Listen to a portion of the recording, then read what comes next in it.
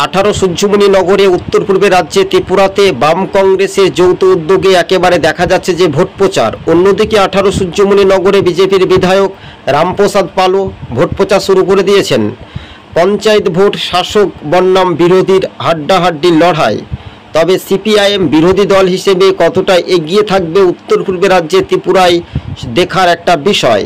তবে এই বিষয়ে জিতেন্দ্র চৌধুরী সিপিআইএমের রাজ্য কমিটির সম্পাদক তিনি জানান যে ত্রিপুরা রাজ্যের আইন শৃঙ্খলা পরিস্থিতির দিকে দিকে যে শাসকের রাজত্ব চলছে সেটাই নজিরবিহীন ঘটনা।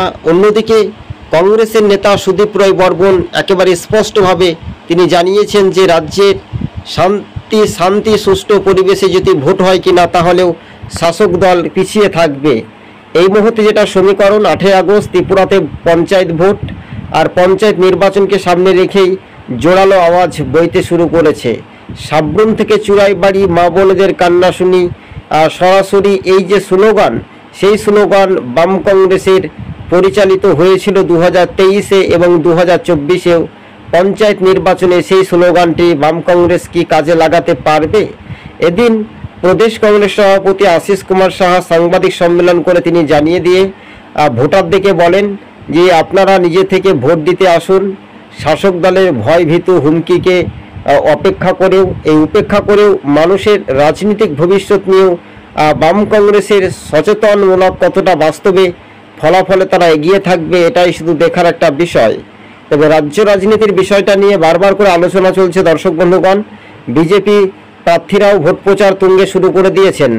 18 সূর্যমণি নগর বলাই যেতে পারে যে বিধায়ক শাসক দল বিজেপির বিধায়ক রামপ্রসাদ পালের গড়েও কিন্তু একেবারে থাবা বসাতে চলেছেন কংগ্রেস নেতা আশিস কুমার সাহা, সুদীপ রায় বর্মন সহ জিতেন্দ্র চৌধুরীদের মতো হেভিট সিপিএম রাজ্য কমিটির সম্পাদক। কিন্তু বাস্তবে এবার কংগ্রেস বনাম যে আমরা লড়াইটা দেখতে পাচ্ছি সেখানে বিজেপির বিধায়কে সেটা স্পষ্টভাবে কতটা টেনে নিয়ে আসতে পারে বিজেপি জোটের এটাই শুধু দেখার একটা বিষয়।